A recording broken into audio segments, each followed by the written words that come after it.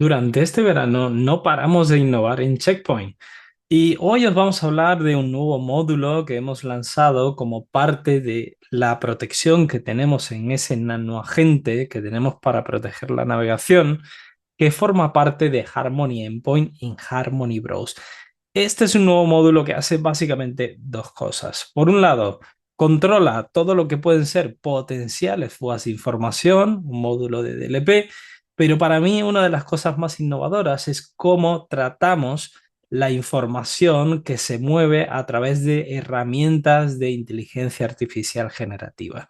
Si en tu empresa has permitido el uso de ChatGPT, Gemini, Copilot y no tienes ni idea o no tienes visibilidad de para qué la están usando, cómo la están usando, cuáles son los riesgos, qué tipo de información se está moviendo en este tipo de herramientas, quédate porque en este vídeo te vamos a explicar cómo este tipo de herramientas va a poder ayudarte en este sentido.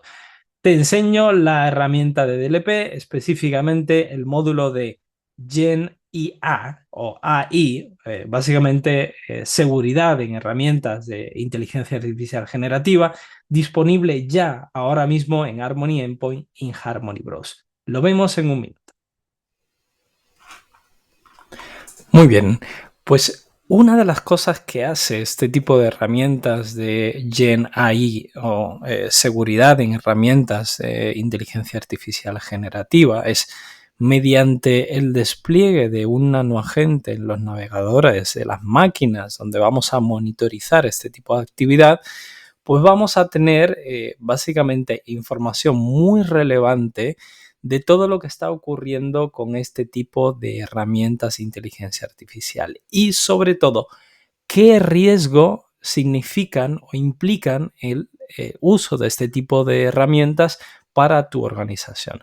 Algo muy importante es que este módulo está disponible a través de un nanoagente que tendrías que desplegar en tus navegadores, que básicamente se implementa en minutos. Y automáticamente podríamos tener información de todas estas aplicaciones, todos estos servicios de inteligencia artificial para entender cómo se están utilizando. Básicamente vamos a poder aplicar una serie de casos de uso y entender, pues básicamente, si ese tipo de herramientas se están utilizando para acciones de marketing, para acciones comerciales, para acciones de mejorar programación. Te vamos a explicar exactamente para qué se utilizan en cada uno de los escenarios ese tipo de herramientas. Y por otro lado, vamos a controlar qué tipo de información vas a poder subir o compartir con este tipo de herramientas. Por ejemplo, si compartes un código o si compartes una dirección IP o si compartes resultados financieros de tu organización, es decir, contenido potencialmente sensible, vamos a poder bloquear básicamente que esta información la subas o la compartas a través de este tipo de herramientas. Con lo cual vas a tener una visibilidad de los riesgos fundamentales de este tipo de plataformas. Ahora lo vamos a ver. Otro caso de uso es cómo bloqueamos o permitimos o no permitimos que un usuario comparta información o suba información a través de estos servicios de inteligencia artificial generativa. Vamos a poner una serie de casos de uso. Imaginar que sois una compañía de desarrollo de software y básicamente vuestra propiedad intelectual es el código o la programación que hacéis para vuestras tecnologías. Y vamos a poner un ejemplo de un ingeniero o una persona que por error o de forma intencionada o no, o simplemente por hacer un poco la vida más fácil, sube parte del código que está programando para ser mejorado por una herramienta de IA. Pues básicamente, si tenemos una regla adecuada, vamos a poder impedir que esto ocurra.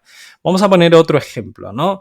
Un ejemplo donde subimos una información como puede ser una IP, lo cual también puede ser considerada una información sensible. Como veis, también vamos a evitar este tipo de escenarios. Son muchos los casos de uso que se me ocurren, pero aquí tenéis un par de ellos. Imaginar un tercero que es básicamente un caso de uso donde compartís información financiera. Pues también podríamos evitar este tipo de subidas de información o compartición de información sensible a través de herramientas de inteligencia artificial.